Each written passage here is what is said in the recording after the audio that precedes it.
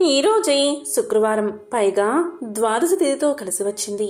మరి ఇంతటి విశేషమైన రోజు ఈ కథను విన్నవారి జన్మల పాపాలు తొలగిపోతాయి. పూర్వకాలంలో తుంగభద్ర నది ఒడ్డున ఒక పట్టణం ఉండేది. అక్కడ ఆత్మదేవుడు అనే బ్రాహ్మణుడు తన భార్య అయిన దుందూలితో కలిసి నివాసం ఉండేవాడు. ఆత్మదేవుడు తన పనుల్లో సమర్థుడు, కానీ దుందూలి వాచాల, పిసినారి మరియు కలహాల స్వభావం కల స్త్రీ. వారికి ఇంట్లో పిల్లలు తప్ప అన్నీ ఉండేవి. ఆ విషయం వల్ల ఆత్మదేవుడు ఎంతో బాధపడుతూ ఉండేవాడు. ఒకరోజు అతను ఇంటిని విడిచి అడవికి వెళ్ళాడు. అక్కడ అతనికి ఒక ఋషి కలిశాడు. ఆత్మదేవుడు కన్నీళ్లతో తన దుఃఖాన్ని ఋషితో పంచుకుంటూ ఇలా చెప్పాడు: ఓ మహర్షి, నాకు పిల్లలు లేరు. నాకు సంతానం లేని కారణంగా నా పూర్వీకులు నేను పెట్టే నైవేద్యాన్ని ఎంతో ఆందోళనతో స్వీకరిస్తారు. అలాగే దేవతలు నేను చేసే దానాలను అయిష్టంగానే స్వీకరిస్తున్నారు. నావు కూడా గొడ్రాలు, నా చెట్లు ఫలాలను ఇవ్వవు. సంతానం లేని నేను దుఃఖంతో నా జీవితాన్ని ముగించుకోవడానికి ఇక్కడకు వచ్చాను అన్నాడు. దాంతో ఋషికి ఎంతగానో జాలి కలిగింది. అతను ఇలా పలికాడు: ఒకరు తమ కర్మ ఫలాలను అనుభవించాల్సిందే. కుమారుడిపై నీ కోరికను వదులుకో అని చెప్పాడు మహర్షి. కాని ఆ బ్రాహ్మణుడు అంగీకరించలేదు. అప్పుడు ఆ మహర్షి అతనికి ఒక పండు ఇచ్చి ఇలా అన్నాడు: దీనిని నీ భార్యకు ఇవ్వు. ఆమె 1 సంవత్సరం పాటు సత్యం, పరిశుభ్రత, కరుణ, దాన ధర్మాలు, అలాగే రోజుకు ఒక్కసారి భోజనం చేయడం వంటి నియమాలను పాటిస్తే ఆమెకు తప్పనిసరిగా కుమారుడు జన్మిస్తాడు అని చెప్పాడు. ఇక ఆ బ్రాహ్మణుడు ఇంటికి తీసుకువెళ్లి జరిగిందంతా భార్యకు వివరించి చెప్పాడు. కాని జిత్తులమారి అయిన దుద్దులకి బిడ్డ అవసరం లేదు. ఆమె ఏడుస్తూ తన స్నేహితురాలు దగ్గరకు వెళ్లి తన భయాన్ని ఇలా చెప్పింది: నా కడుపు పెరిగితే నాకు శక్తి ఉండదు. దొంగలు వస్తే నేను ఎలా పరిగెట్టాలి? అన్నం రుచిగా ఉండదు. సుఖదేవ పరమహంసలాగా ఈ బిడ్డ నా గర్భం నుంచి బయటకు రాకపోతే ఎలా అని పలికింది. దీంతో ఆమె స్నేహితురాలు దుందులి భయం చూసి వద్దు అని చెప్పింది. ఇక దుందులి జరిగిందంతా కూడా తన సోదరికి తెలియజేశాడు. దుందులి సోదరి అప్పటికే గర్భవతి. ఆ సోదరి ఇలా పలికింది: అక్క, నా బిడ్డ పుట్టినప్పుడు నేను దాన్ని నీకు రహస్యంగా ఇస్తాను. బదులుగా మా ఆయనకు కొంత డబ్బు ఇవ్వు. ప్రస్తుతానికి ఈ పండును ఆవుకు మేతగా వెయ్యి అని చెప్పింది. దుందులి తన చెల్లెలు చెప్పినట్లే చేసింది. కొంతకాలం తర్వాత ఆమె సోదరి ఒక కుమారుణ్ణి కని డబ్బుకు బదులుగా రహస్యంగా ఆ బిడ్డని దుందులికి అప్పగించింది. ఇక ఆత్మదేవుడు ఎంతో ఆనందంతో ఉప్పొంగిపోయాడు. ఆ బిడ్డకు దుందుకారి అనే పేరు పెట్టాడు. 3 నెలల తర్వాత ఆవు చెవుల వంటి చెవులతో మానవ రూపంలో ఉన్న ఒక బిడ్డకు జన్మనిచ్చింది. అతడు అందంగా, బంగారంలా, తేజోవంతంగా ఉన్నాడు. ఇక ఆత్మదేవుడు ఆనందపడి అతడికి అంత్యక్రియలు జరిపించి గోకర్ణుడు అనే పేరు పెట్టాడు. కాలం గడిచే కొద్దీ 2 పిల్లలు పెద్దవారయ్యారు. గోకర్ణుడు గొప్ప పండితుడుగా, జ్ఞానిగా ఎదిగాడు.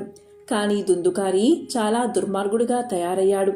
అతడు బ్రాహ్మణ ధర్మాలైన స్నానం, పరిశుభ్రత పాటించడు. ఆహార విషయంలో కూడా శ్రద్ధ వహించడు. ఎప్పుడూ కోపంగా ఉంటాడు. చెడు పనులు చేస్తూనే ఉండేవాడు. చెడు వస్తువులను పోగు చేస్తూ ఉండేవాడు. దుందుకారి దొంగతనాలు చేస్తూ అందరితో పగ పెంచుకుంటూ ఉన్నాడు. అతను రహస్యంగా ఇతరుల ఇళ్లకు నిప్పులు పెట్టేవాడు. పిల్లలను బావుల్లో పడేసేవాడు. అతనికి హింస అనేది వ్యసనంగా మారిపోయింది. ఎప్పుడూ ఆయుధాలను వెంట పెట్టుకుని తిరిగేవాడు. అందులను నిస్సహాయులను ఏ కారణం లేకుండా హింసించేవాడు. వేశ్యల వలలో పడి తన తండ్రి సంపాదనంతా వృధా చేశాడు. ఒకరోజు అతను తన తల్లిదండ్రులను కొట్టి ఇంటి సామానంతా తీసుకుని వెళ్ళిపోయాడు. తన సంపద అంతా పోవడంతో ఆత్మదేవుడు వెక్కి వెక్కి ఏడుస్తూ, మా అమ్మ గొడ్రాలుగా ఉంటే బాగుండేది. ఇప్పుడు నేను ఎక్కడికి వెళ్ళాలి? ఈ సంక్షోభం నుంచి నన్ను ఎవరు కాపాడతారు? అయ్యో, నాపై ఇంత పెద్ద ఆపద పడింది. ఈ దుఃఖంతో నేను తప్పకుండా చనిపోతాను అని విలపించాడు. ఇక గోకర్ణుడు వైరాగ్యం గురించిన బోధనతో తన తండ్రిని ఓదార్స్తూ ఇలా చెప్పాడు: తండ్రి, ఈ ప్రపంచం అశాశ్వతమైనది.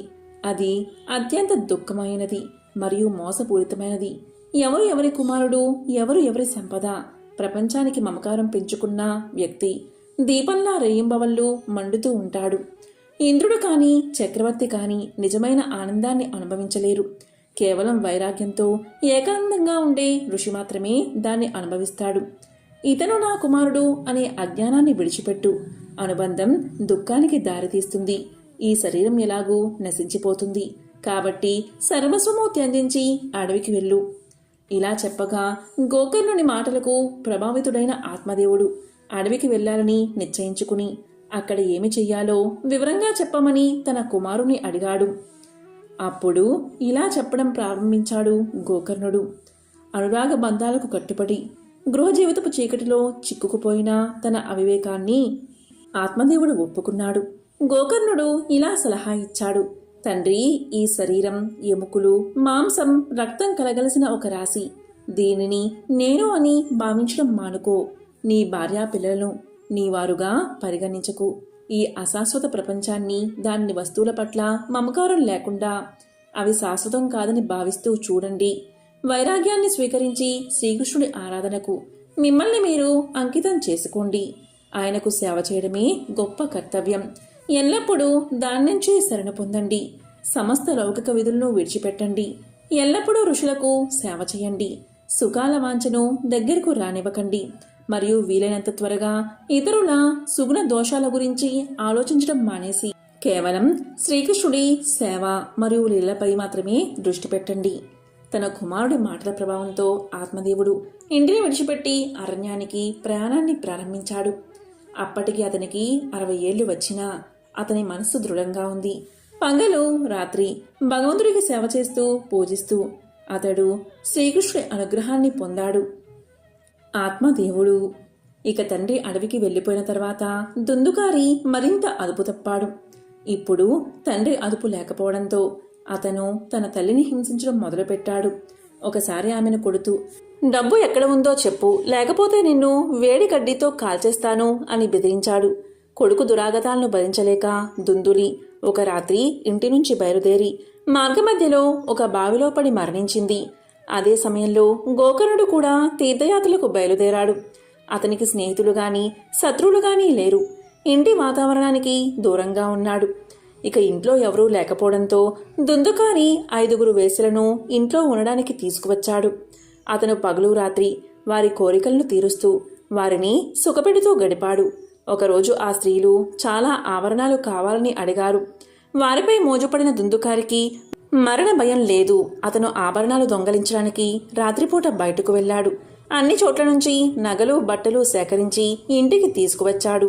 కానీ ఆ స్త్రీలు అతను ఎప్పటికైనా రాజుకు దొరికిపోతాడని, దానివల్ల తాము కూడా ఇరుక్కుంటామని అనుకున్నారు.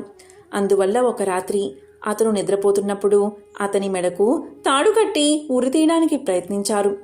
అతను చనిపోకపోవడంతో వారు క్రూరంగా అతని నోటిలో మండుతున్న బొగ్గులను కుక్కి చంపేశారు. ఆ తర్వాత అతని శరీరాన్ని ఒక గోతిలో పాతిపెట్టి కొన్ని రోజుల తర్వాత సంపదను తీసుకుని పారిపోయారు. ఇక దుందుకారి ఒక అశాంత ప్రేతగా మారి సుడిగాలిలా అన్ని దిక్కులా నిరంతరం తిరుగుతూ ఉండేవాడు. ఆకలి, దప్పిక, చలి, వేడితో బాధపడుతూ అతను ఓ దేవా ఓ దేవా అని రోదిస్తూ ఆశ్రయం కోసం తిరిగాడు. కానీ ఎక్కడా ఆశ్రయం దొరకలేదు. కొంతకాలం తర్వాత గోకర్ణుడు దుందుకారి మరణవార్త విన్నాడు. అతను గయా మరియు ఇతర పుణ్యక్షేత్రాల్లో అతని శ్రాద్ధ కర్మలను నిర్వహించాడు. అన్ని పుణ్యక్షేత్రాలను సందర్శించిన తర్వాత గోకర్ణుడు తన పట్టణానికి తిరిగి వచ్చి రాత్రి తన ఇంట్లోనే నిశ్శబ్దంగా ఉన్నాడు. తన సోదరుడు నిద్రపోవడం చూసి దుందుకారి ఒక భయంకరమైన రూపంలో కనిపించి అతన్ని వెంటాడడం ప్రారంభించాడు. మాట్లాడలేని దుందుకారి ఏడుస్తూ సైగలు చేశాడు. ఇక గోకర్ణుడు కొన్ని మంత్రాలు పఠించి అతనిపై నీళ్లు చల్లాడు. దానితో అతని కొన్ని పాపాలు తొలగిపోయి తన కథ చెప్పడానికి అలాగే మోక్ష మార్గాన్ని పొందడానికి వీలు కలిగింది. పుణ్యక్షేత్రాల్లో శ్రాద్ధం చేసినప్పటికీ దుందుకారికి మోక్షం లభించకపోవడం చూసి గోకర్ణుడు ఆశ్చర్యపోయాడు. అయినప్పటికీ గోకర్ణుడు అతనికి మోక్షం కలిగిస్తానని మాట ఇచ్చాడు. తరువాత గోకర్ణుడు కొంతమంది పండితుల ద్వారా సూర్యనారాయణ్ణి స్తుతించాడు. ఒక వారం పాటు భాగవత పురాణాన్ని పఠించాడు. దానివల్ల మోక్షం లభిస్తుందని ఆయన కనుగొన్నాడు. గోకర్ణుడు భాగవత కథను నిర్వహించాడు. దానికి నలుమూలల నుంచి ప్రజలు తరలి వచ్చారు. గోకర్ణుడు పారాయణం ప్రారంభించినప్పుడు దుందుకారి ప్రేత కూడా కూర్చోవడానికి చోటు వెతుకుతూ అక్కడికి వచ్చాడు. అతను 7 ముడులున్న ఒక వెదురుకర్రను గమనించి దానిలోని అత్యంత కింద ఉన్న రంధ్రంలోకి ప్రవేశించాడు. వాయు రూపంలో ఉండడం వల్ల అతను కూర్చుండలేకపోయాడు.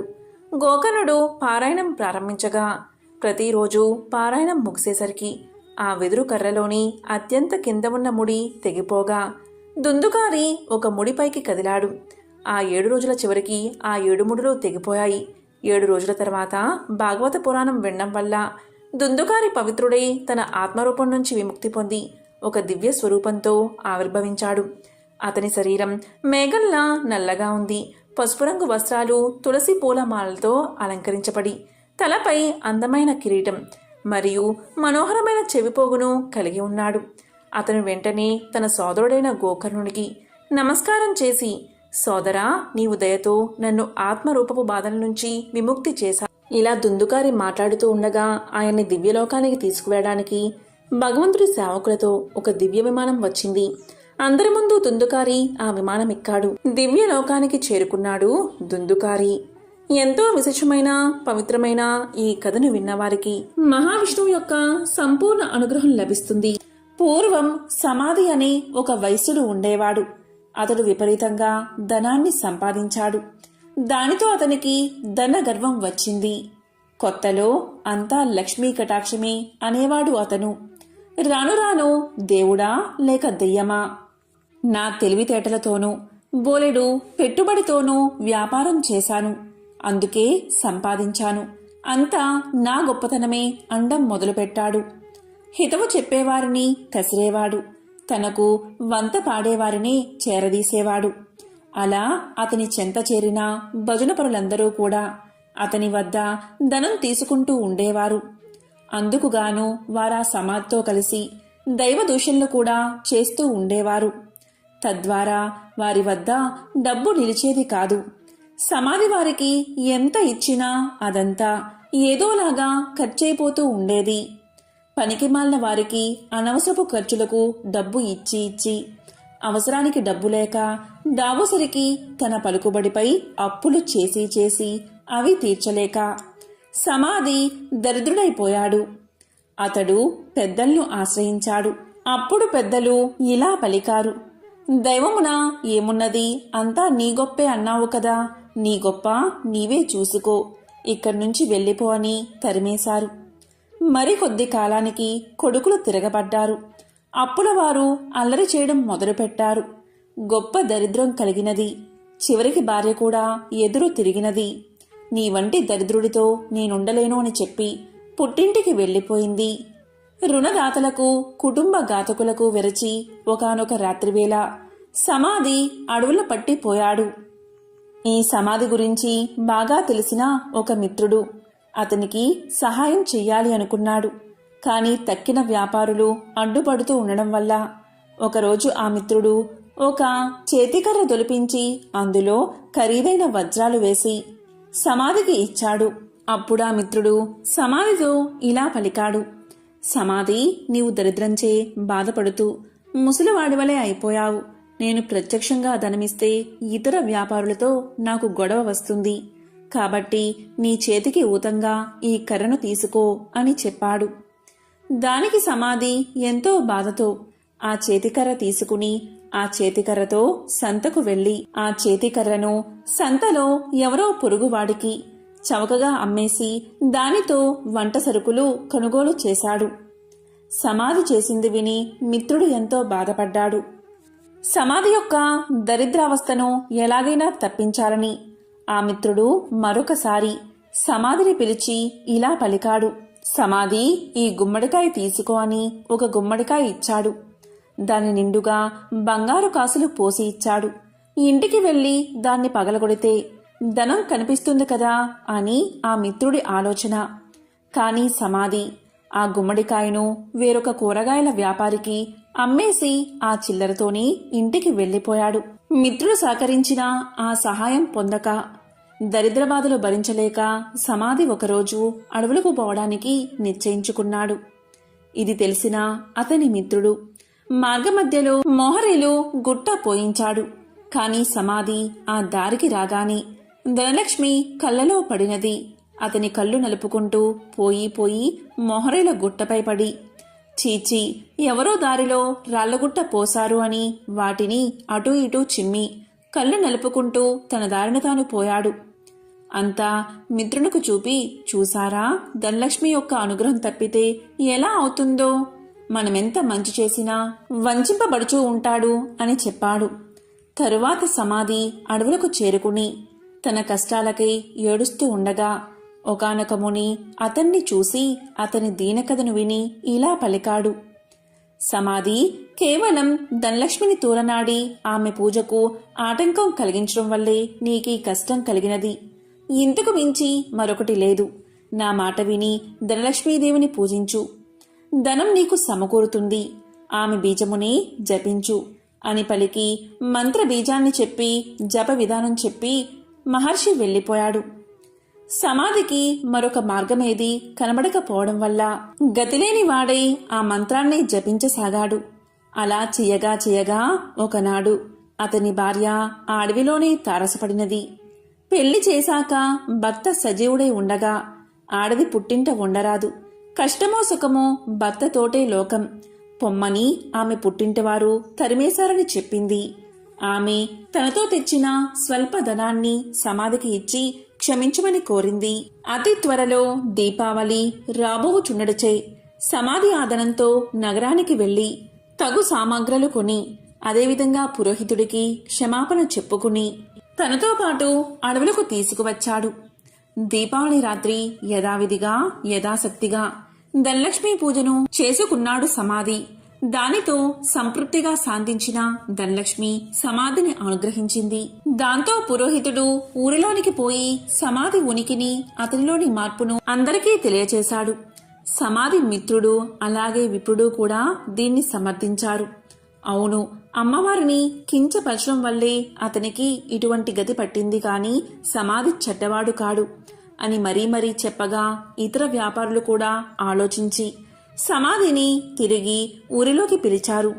మిత్రులు ఇచ్చిన పెట్టుబడితో సమాధి మరలా వ్యాపారాన్ని ప్రారంభించి నిత్యము ధనలక్ష్మీదేవిని పూజిస్తూ ఆ తల్లి అనుగ్రహం వల్ల అతని వ్యాపారం అభివృద్ధి చెందడం వల్ల తిరిగి కోటీశ్వరుడుగా మారి సకల సౌభాగ్యాలతో తులతూగుతూ ఉన్నాడు. కాబట్టి ఎవరైతే ప్రతి గురు శుక్రవార రోజుల్లోనూ అష్టమి, నవమి, దశమి, పౌర్ణమి తిథులయందు ఆ అమ్మవారిని పూజించి ఈ కథను వింటే ధనలక్ష్మీదేవి యొక్క అనుగ్రహానికి పాత్రులు అవుతారు. ఈ కథ విన్నా చదివినా సర్వశుభాలు చేకూరతాయి. ఇది ధనలక్ష్మీదేవి యొక్క కథ. త్రిలోక సంచారి అయిన నారద మునికి ప్రతిదీ తెలుసుకోవాలని ఆతృత ఉంటుంది. ఇది మనందరికీ తెలిసిన విషయమే. అదేవిధంగా నారదముని ఒకసారి ఆతృతగా లక్ష్మీదేవిని ఇలా అడుగుతాడు. అమ్మా లక్ష్మీదేవి, మీరెప్పుడూ కూడా విష్ణుమూర్తి పాదాలను ఎందుకు నొక్కుతారు అని అడుగుతాడు. దానికి లక్ష్మీదేవి ఇలా సమాధానం చెప్తుంది. మానవుల నుండి భగవంతుడి వరకు గ్రహాలన్నీ తన్ను ప్రభావితం చేస్తాయని లక్ష్మీదేవి సమాధానం చెప్తుంది. ఈ గ్రహాల చెడు ప్రభావం శ్రీహరి పాదాలను నొక్కడం ద్వారా ముగుస్తుంది. కాబట్టి ఆమె తన శ్రీహరి పాదాలను నొక్కుతుంది అని సమాధానం చెప్తుంది. ఒక మహిళ చేతిలో దేవతల సర్వోన్నతుడైన బృహస్పతి నివసిస్తాడు. రాక్షసుల గురువు శుక్రాచార్యుడు మనుషుల పాదాలలో నివాసముంటాడు.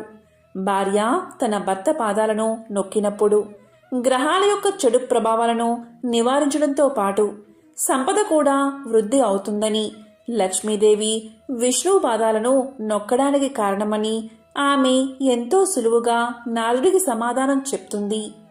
లక్ష్మీదేవి ఐశ్వర్యానికి దేవత, జ్యేష్ఠాదేవి దారిద్ర్య దేవత. ఒకసారి వీరిద్దరికీ ఒక చిన్న అనుమానం వచ్చింది. ఆ అనుమానం ఏంటి అంటే తమలో ఎవరు చాలా అందంగా ఉన్నారో అని. ఈ విషయమై వీరిద్దరూ వాదించుకుంటూ ఉండగా వారికి ఎదురుగా ఒక వ్యాపారి వస్తువు కనిపించాడు. ఇక వాదించడం ఆపేసి ఆ వ్యాపారిని అడిగి నిజం తెలుసుకోవాలి అనుకున్నారు అక్కా చెల్లెళ్ళు. అలా అనుకున్నదే తడవుగా జ్యేష్ఠాదేవి లక్ష్మీదేవిలు అతడి ముందుకు వెళ్ళి నిల్చున్నారు. తామిద్దరం ఎవరమో కూడా అతడికి వివరించి చెప్పారు. ఐశ్వర్య దేవత లక్ష్మీదేవి, దారిద్ర దేవత జ్యేష్ఠాదేవి ఇద్దరూ ప్రత్యక్షమై కనిపించి అలా అడిగేసరికి ఆ వ్యాపారికి నోట మాట రాలేదు. ఇద్దరూ ఒకేసారి కనిపించినందుకు సంతోషించాలో లేక బాధపడాలో కూడా అతనికి అర్థం కాలేదు. విషయమంతా విన్నా ఆ వ్యాపారి భయంతో వణికిపోయాడు. ఇద్దరిలోనూ లక్ష్మీదేవే అందమైనదని అతనికి తెలుసు. అయితే నిజాన్ని చెబితే జ్యేష్ఠాదేవికి కోపం వస్తుంది. ఆమెకు కోపం వస్తే తనను ఇంకా పేదవాడిని చేస్తుందని తెలుసు. ఇక లక్ష్మీదేవి అందంగా లేదని చెబితే ఆమెకు కోపం వస్తుంది. ఆమెకు కోపం వస్తే తనకున్న ఈ మాత్రం సంపదను కూడా లేకుండా చేసేస్తుంది. ఏం చేసేది భగవంతుడా అంటూ తలపట్టుకున్నాడు. ఇంతలో ఆ వ్యాపారికి ఒక మెరుపులాంటి ఆలోచన వచ్చింది. ఏదైతే అది అయిందని మనసుకు సర్ది చెప్పుకున్న ఆ వ్యాపారి ఆ దేవతలిద్దరికీ నమస్కారం చేశాడు. వెంటనే ఆ వ్యాపారి ఇలా చెప్పాడు. అమ్మా, ఓ మహాలక్ష్మి, నువ్వు ఇంట్లోకి వస్తున్నప్పుడు నీ అంత అందమైన స్త్రీ భూలోకంలో కాని స్వర్గలోకంలో కాని ఎవరూ ఉండరు అని చెప్పాడు.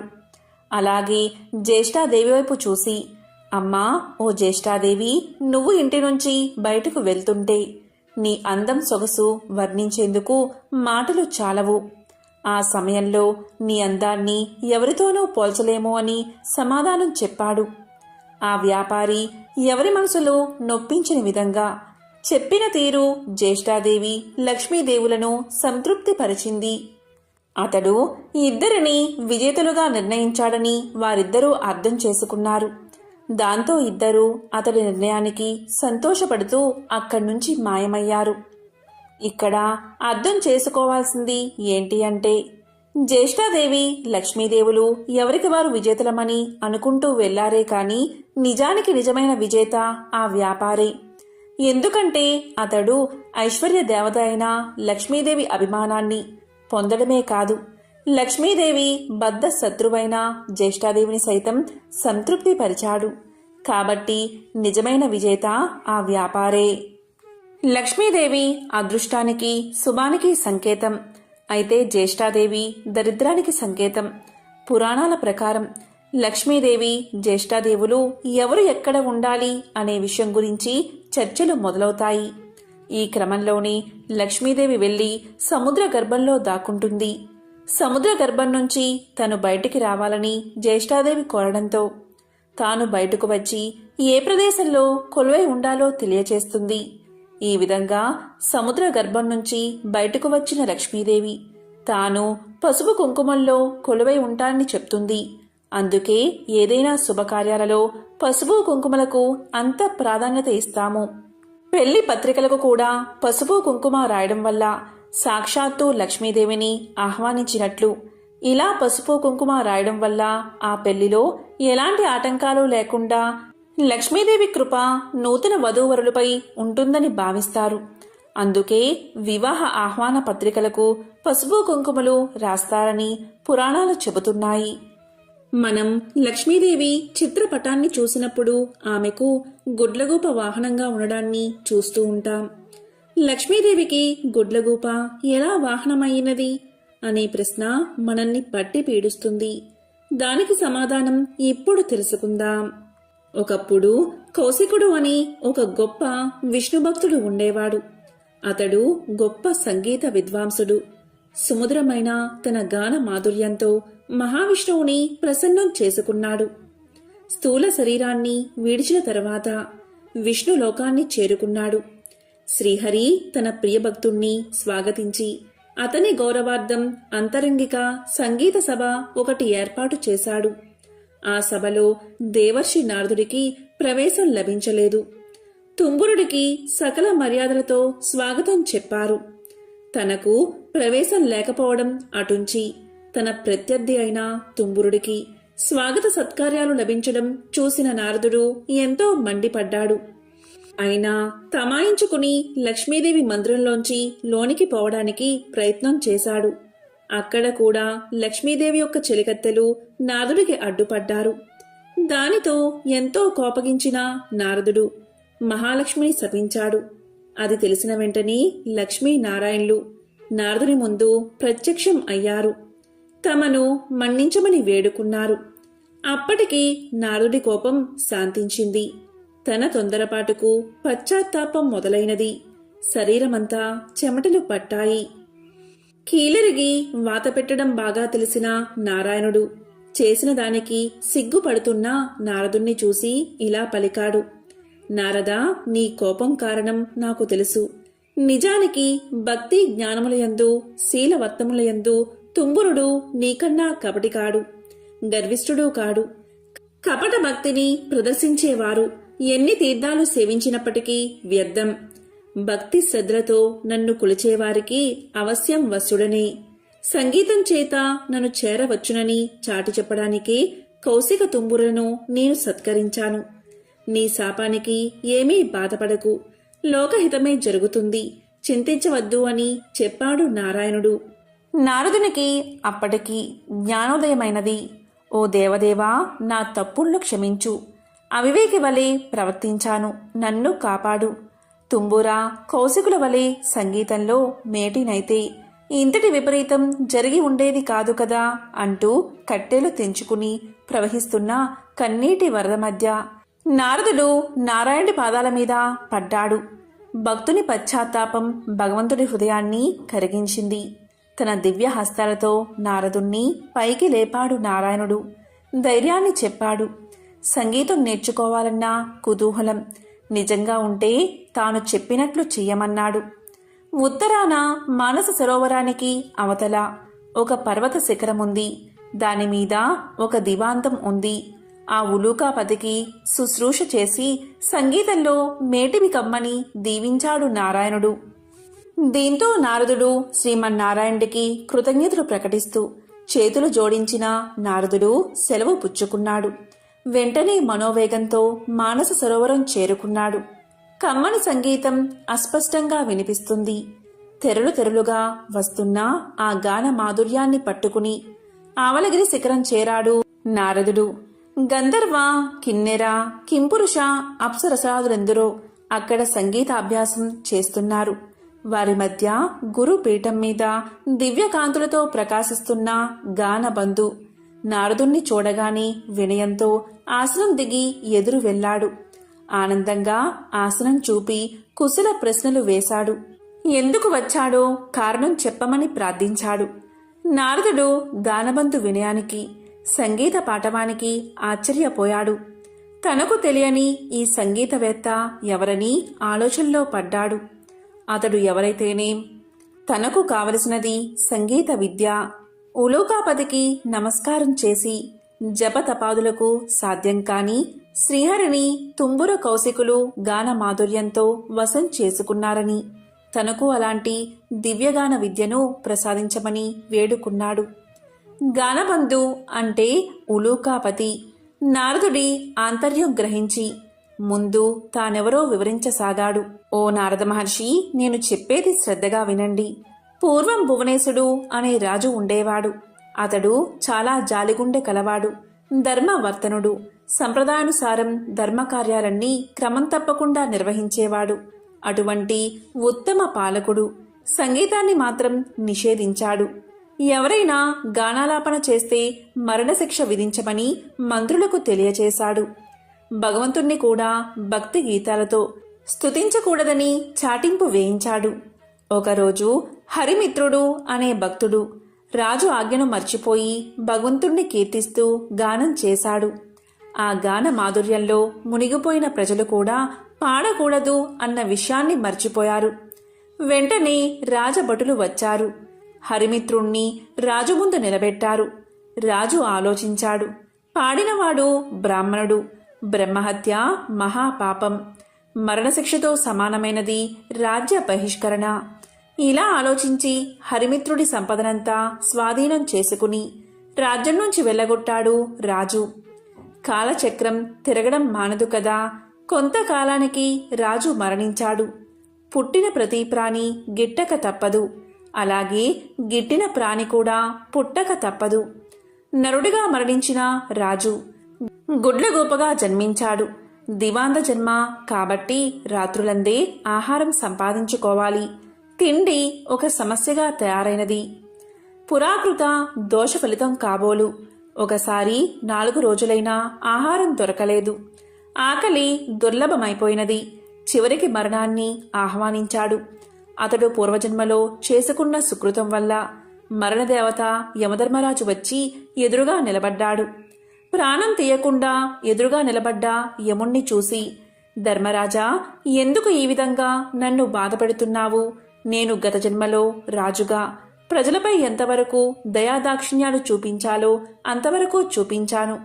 నీవెందుకు నాపై దయ చూపవు అన్నాడు భువనేశుడు. దివాంద స్థితికి యమధర్మరాజు ఎంతో జాలిపడ్డాడు.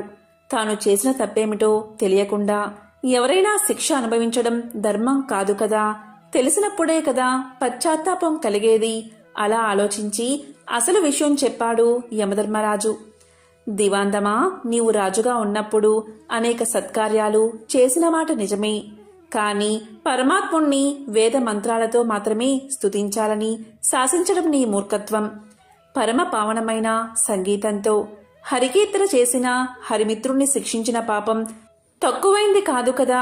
ఆ పాప ఫలితం కొండంతై నీకు లభించిన పుణ్యఫలానికి మించిపోయింది. అదే నేడు నిన్ను పట్టి పీడిస్తుంది. విష్ణు భక్తులకు చేసిన కీడు నీకీ అవస్థ తెచ్చిపెట్టింది. దీని నుంచి బయటపడ్డం ఎవరికీ సాధ్యం కాదు. సమవర్తి చెప్పింది విన్నాక, అంటే యముడు చెప్పింది విన్నాక గాని దివాందానికి తాను చేసిన తప్పేమిటో అర్థం కాలేదు. ఏ మార్గంలో అయినా భగవంతుణ్ణి స్తుతించవచ్చు అనే జ్ఞానం కలిగింది. చేసిన తప్పుకు క్షమించి ఎలా అయినా బయటపడే మార్గం చూపించమని ధర్మదేవత పాదాల మీద పడ్డాడు. దీంతో యముడి హృదయం కూడా ద్రవించింది. ఉలూకరాజా, చేసిన తప్పుకు శిక్ష అనుభవించక తప్పదు. దేనికి మించిన శిక్ష అనుభవించినచో శిక్షాకాలం తగ్గుతుంది. అంగీకరిస్తే ఆ గుహలోనికి రా. అందులో నీ గత జన్మ దేహముంది. అందుండి రోజుకు కొంత మాంసాన్ని చీల్చుకుని భక్షించు. అది పూర్తయిన తర్వాత నీకు శుభం కలుగుతుంది అని దీవించి వెళ్ళిపోయాడు. ఓ మహర్షి, ఆ దురదృష్టవంతుణ్ణి నేనే. ఆ తరువాత నేనొక రోజున నా శవం వద్ద కూర్చుని ఉండగా దివ్య తేజస్వి అయిన ఒక బ్రాహ్మణుడు రథంలో పోతూ నా ముందున్న శవాన్ని చూసి రథాన్ని ఆపాడు. దగ్గరకొచ్చి చూసి, ఇది భువనేశుని కాయం వలె ఉన్నది. ఇది ఇక్కడెలా పడి ఉన్నది? దీన్ని ఈ పక్షి తినడమేమిటి అంటూ ఆశ్చర్యాన్ని ప్రకటించాడు. అప్పటికి నేను ఆ విప్రుణ్ణి గుర్తించాను. అతడు నా చేత బహిష్కరించబడిన హరిమిత్రుడు. వెంటనే అతని పాదాలపై పడి ప్రార్థించాను. తప్పుకు క్షమించమని అడిగాను. దుఃఖాశ్రువులు నేల రాలుతూ ఉండగా యమధర్మరాజు తెలియచేసిన విషయమంతా వివరించాను. హరిమిత్రుడు అది విని చలించిపోయాడు. తన అంతరంగ భావమునకు అనుగుణంగా ఇలా పలికాడు. నీ బాధలు చూస్తుంటే నాకెంతో విచారం కలిగింది. నీవు నా ఎడల చూపిన కాఠిన్యం నేను ఆ రోజునే మర్చిపోయాను. నీవు అనుభవించిన బాధ ఇక చాలు. ఈ క్షణం నుంచి నీకు బాధన్నది లేకుండా ఉండుగాక. గొప్ప సంగీత విద్వాంసుడివై లోకంలో ఉత్తమ సంగీత విద్యను బోధిస్తావు కాక అంటూ అతడు నా కృతజ్ఞతను స్వీకరించి వైకుంఠానికి వెళ్ళిపోయాడు. అతని దీవెనలు ఫలించి నేను ఇలా ఉన్నాను అంటూ గానబంధు తన కథంతా వివరించాడు. ఆ తరువాత నారదుడు గానబంధు విద్వాంసుని శిష్యుడయ్యాడు. తొలి రోజుని సంగీతం ఎలా నేర్చుకోవాలో అనే విషయం మీద పాఠం చెప్పాడు. సంగీతం ఒక దివ్య కళ అన్నాడు.